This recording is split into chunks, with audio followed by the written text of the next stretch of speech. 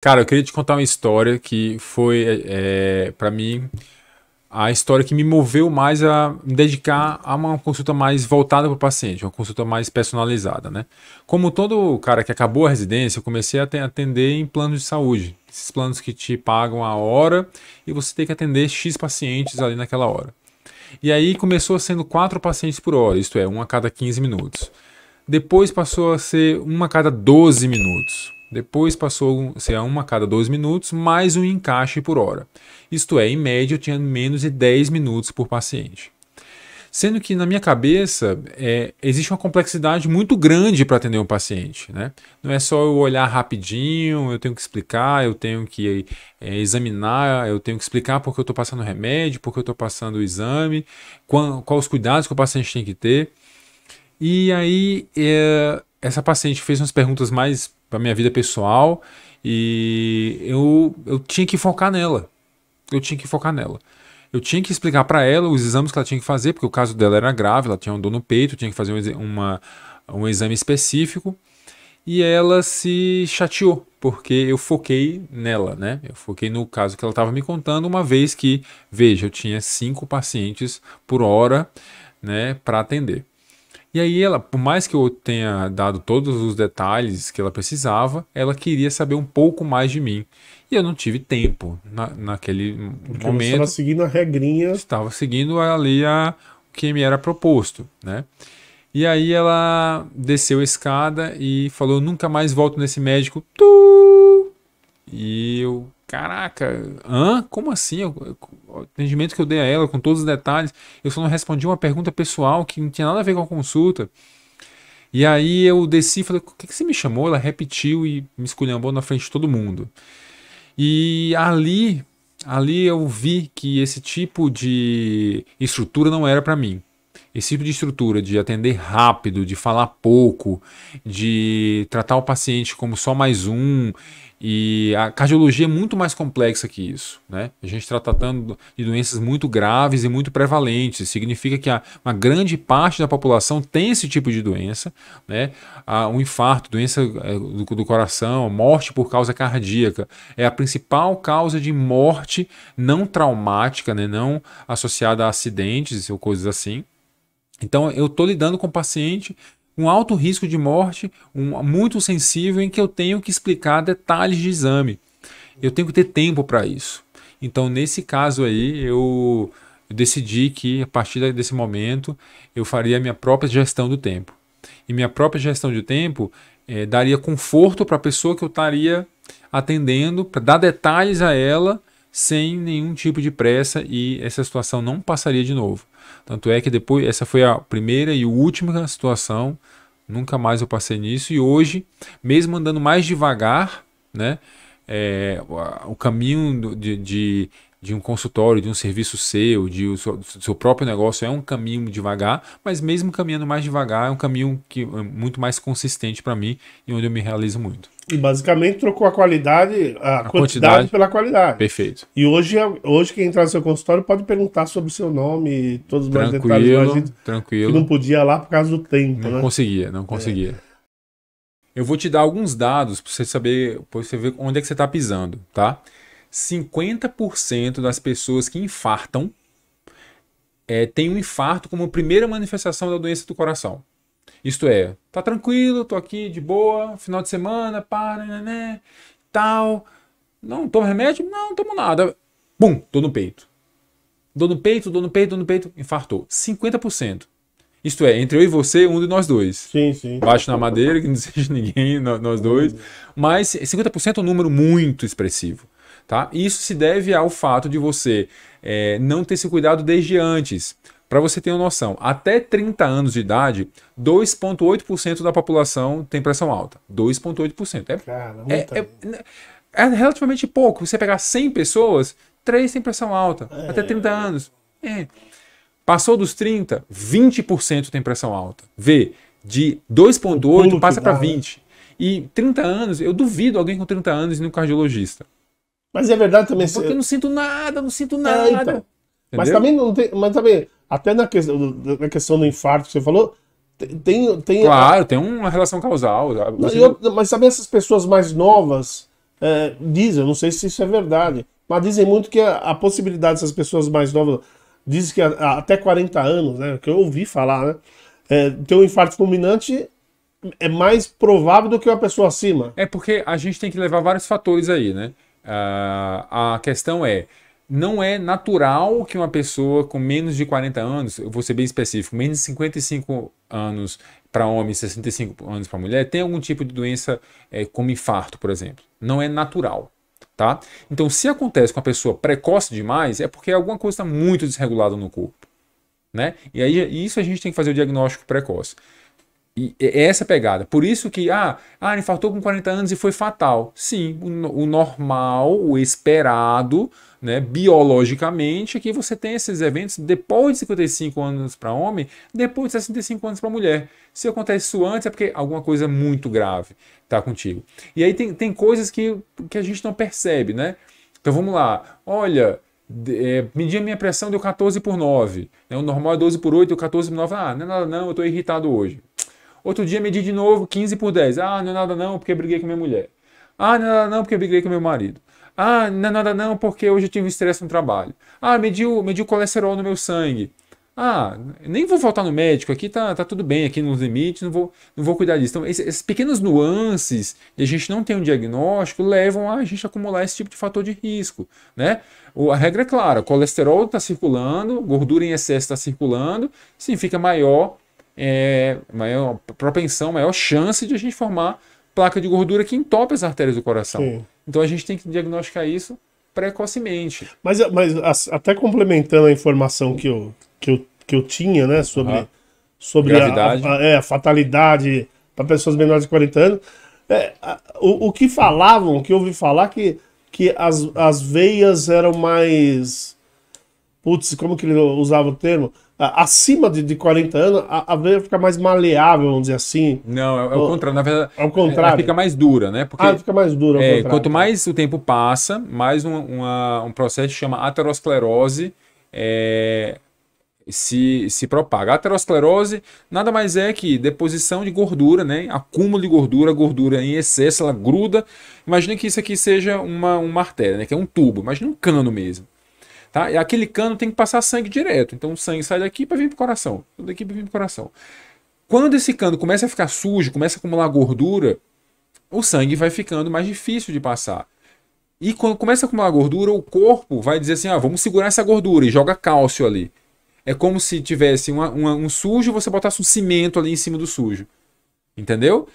Mas o corpo inocente, pra tentar facilitar, né? Para tentar coibir, para tentar segurar aquele avanço da gordura. Sim. Mas aí ele está formando uma placa maior.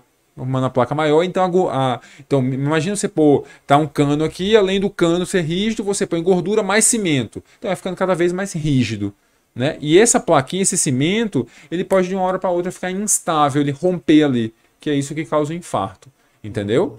Então, o que chama atenção nesses eventos muito precoces é que o indivíduo deve estar muito grave para ter um evento muito precoce. E por isso que a maioria das vezes são eventos mais relevantes. Né? O indivíduo que tem com 55, 60 anos e tal, ele tem na linha do tempo, biologicamente, na idade que é, entre aspas, esperada. É lógico, a gente não espera que ninguém tenha, a gente monitoriza tudo para que não aconteça. Mas é uma idade que por exemplo, a gente não se surpreende muito. Eu tenho pacientes que infartaram com menos de 40 anos. E aí você vai ver, ou fuma, ou tem um antecedente familiar, né, que parente de primeiro grau com infarto também precoce. Isso tudo a gente tem que levar em consideração, né? A gente olhar para o pai, para a mãe, para saber o que...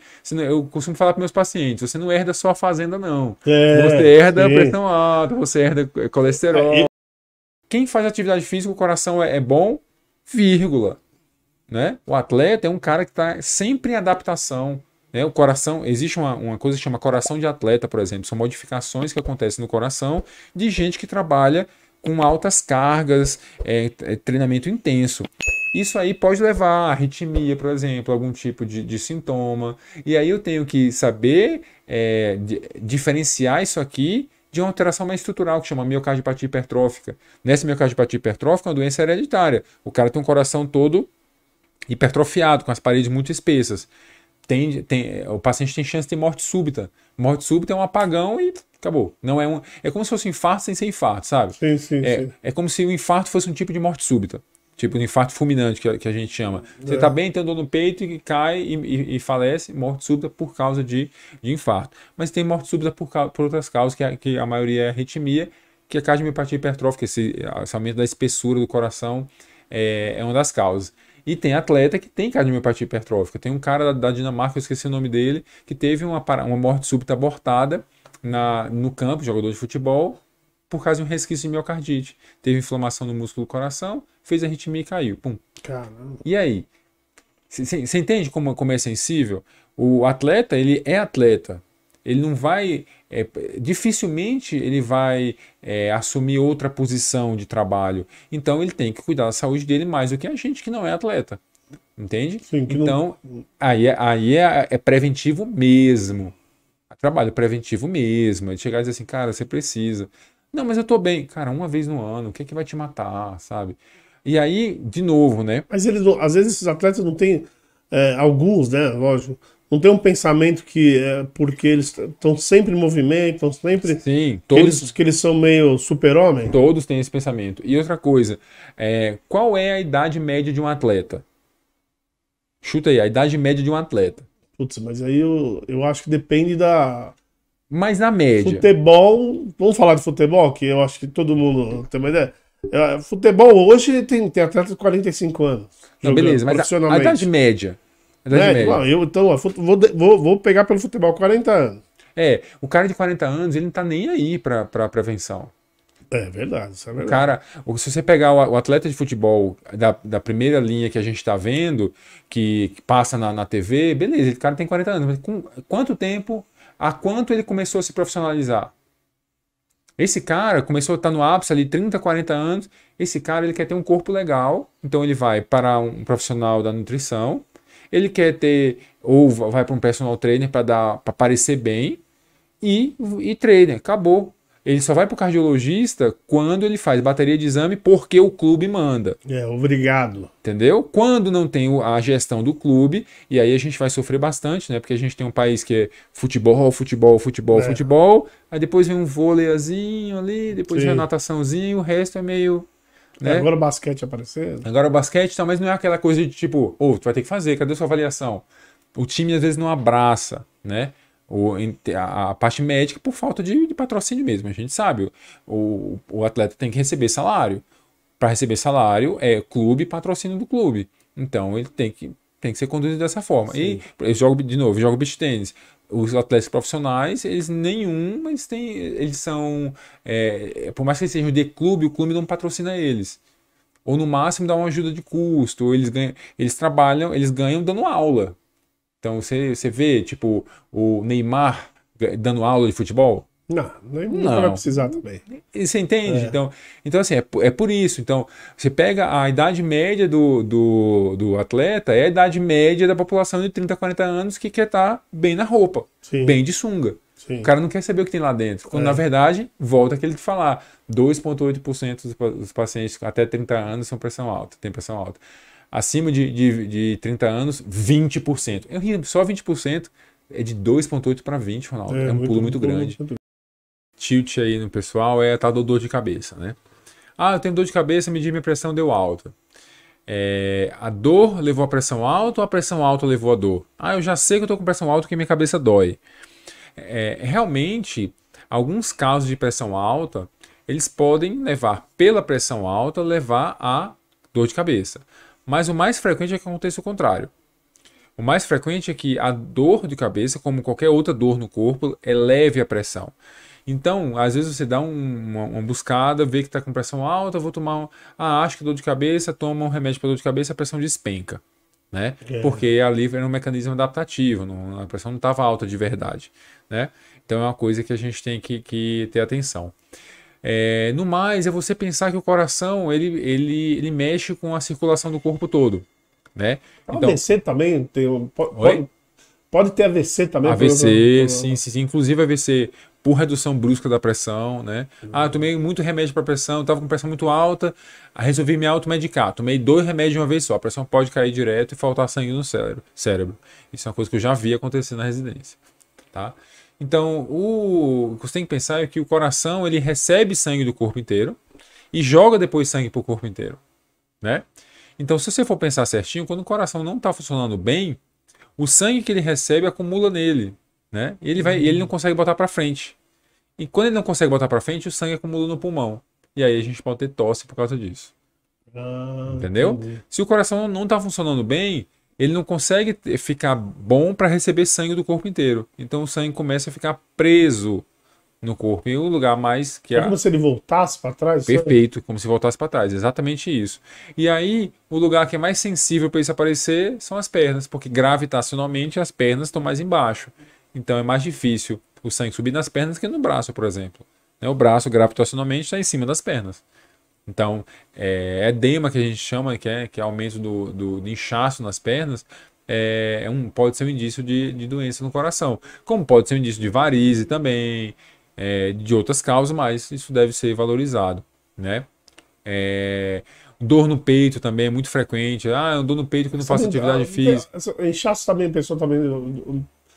Pelo menos falam, atribuem também um problema renal. Pode ser Sim, também? sim, sim, pode ser problema renal, porque aí o inchaço renal, ele geralmente é uma coisa mais difusa, né? O paciente tem inchaço nas pernas com frequência, mas também tem inchaço no olho, inchaço nas mãos, é uma coisa mais Tá. difusa, tá?